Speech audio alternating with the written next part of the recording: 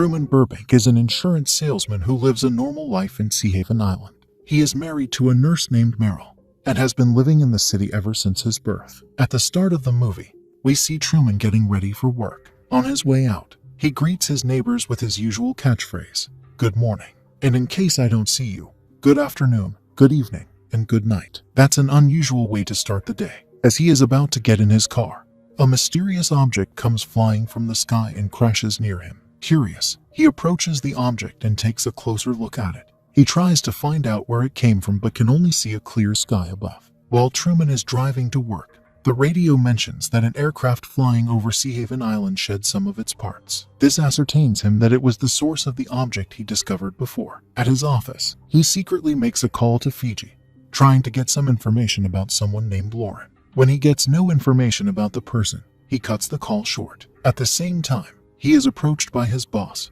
Lawrence, who asks him to attend a meeting in Harbor Island to finalize a deal. In the next scene, Truman reaches Harbor Island. He pays for the ticket but is unable to board the boat across the pier. He tries, but his fear of open water makes him return back to the office. At night, Truman catches up with his childhood best friend, Marlon, and tells him about his plan of leaving the island and exploring the world, especially Fiji. After Marlon leaves, Truman sits by the beach and reminisces about a boating accident that killed his father. On that tragic day, his father suggests returning home due to bad weather, but a young Truman insists on staying a bit longer. We all know how this one will end. Lo and behold, the boat gets trapped inside a storm and his father gets swept away. Since then, he has had a fear of open water. As Truman snaps out of his memory, rain starts pouring but only on him. Astonished, he stands up and begins to investigate, and it begins to rain everywhere. As soon as he reaches home, he tells Meryl that he is planning to go beyond the island and explore the world.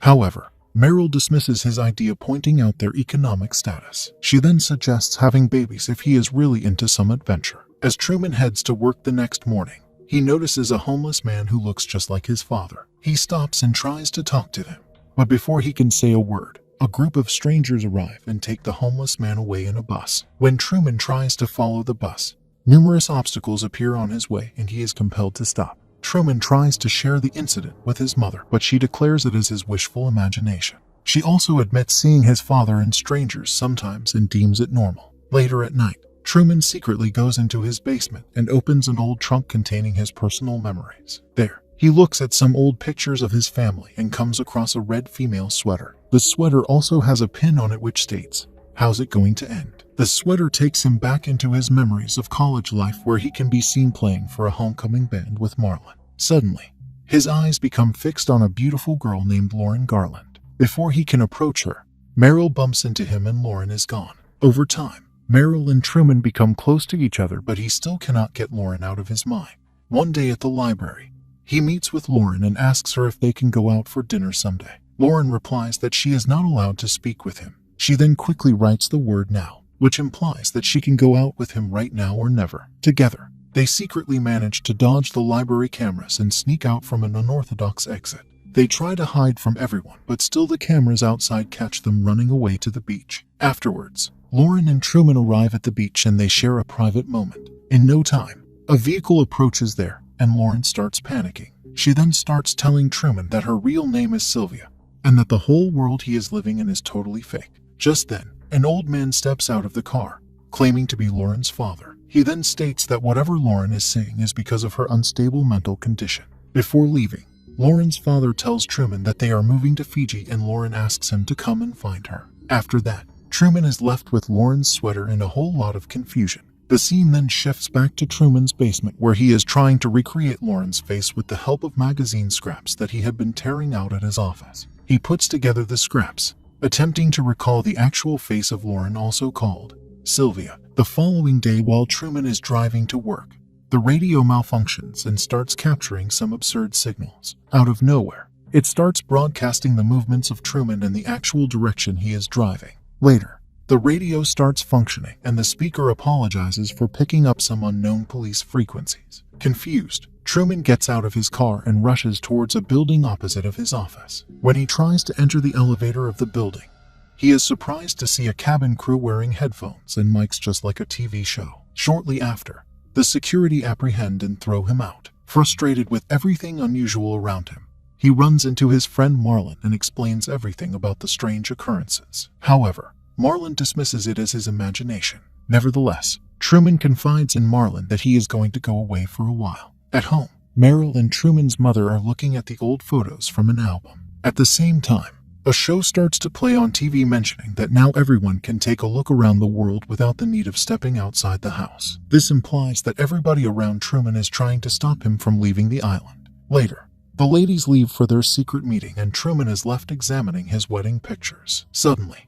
he notices that Meryl is crossing her fingers in each of the wedding pictures, implying that she did not truthfully marry him. The next day, Truman proceeds to travel to Fiji but learns that there are no available flights for at least a month.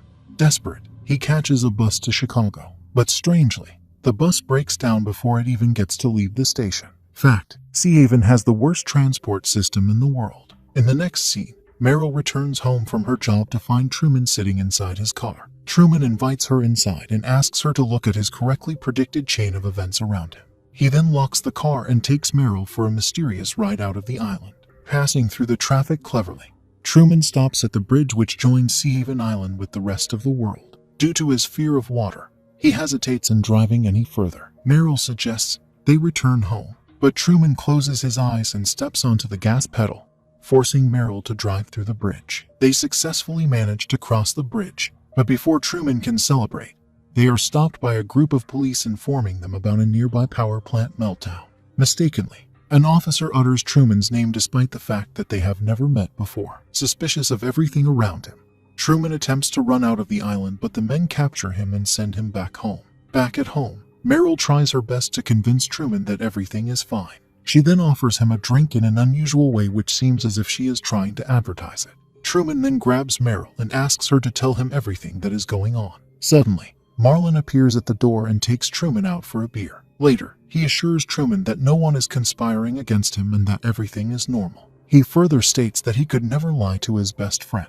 At this moment, it is revealed that Christoph, the director of the Truman Show, is actually feeding the lines to Marlin through an earpiece. Marlin then mentions that he stopped by his house for a special reason and takes him towards the bridge from where a dark figure emerges. It is revealed to be the homeless man that Truman was convinced is his father. It turns out, he was right. The father-son duo embraces while Christoph directs his crew to maneuver the cameras in order to get beautiful shots of the emotional encounter. Shortly after, it is revealed that Truman is the star of the most watched live television broadcast in history. The only problem is that he is completely unaware of the truth that the whole island of Sea Haven is a total fabrication. The island is a gigantic set encircled by a protective dome that uses the most advanced effects and visuals to simulate the sky weather and temperature of the actual world. The dome is controlled by the aesthetically eccentric director, Christoph, and is administered by a vast crew. Christoph has been filming Truman since his birth and sees the program as a ray of hope for people. In the next scene, Christoph is being interviewed on a TV show called True Talk, where he explains about the sudden appearance of Truman's father in the show. While Christoph is explaining about how he planned to plant fear of water into Truman, Sylvia calls the program and berates him for imprisoning Truman into the island without his permission.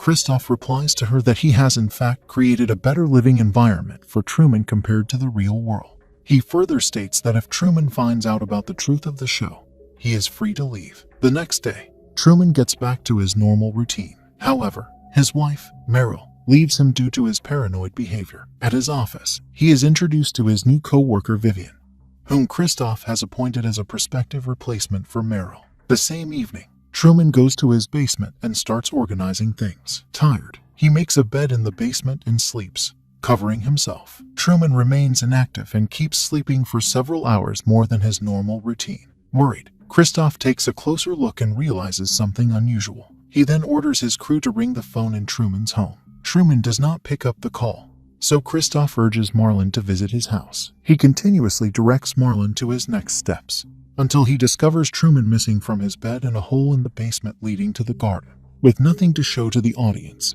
Christoph cuts the live transmission for the first time ever in the history of the show. The whole world is shocked by the interruption in transmission, and Christoph orders the whole crew on the island to search for Truman. When all the places on land have been explored, Christoph proposes the seemingly imaginative suggestion of searching at sea. As the cameras scan across the water, they spot a lone sailboat with Truman on it. The live broadcast resumes, and Christoph sends a group of actors to find Truman. However, the actors have no idea how to operate a boat and reach Truman. Desperate to bring Truman back, Christoph uses his weather simulation program to attack Truman with a storm. Instead of being scared, Truman fearlessly faces the storm and yells at the sky. Enraged, Christoph urges his staff to use the simulation program to its full potential and sends huge sea waves towards Truman, nearly drowning him. After a couple of attempts, Christoph is convinced that Truman will never give up. Hence, he stops the waves and clears the sky. Victorious, Truman continues sailing until his boat breaks through the fake sky.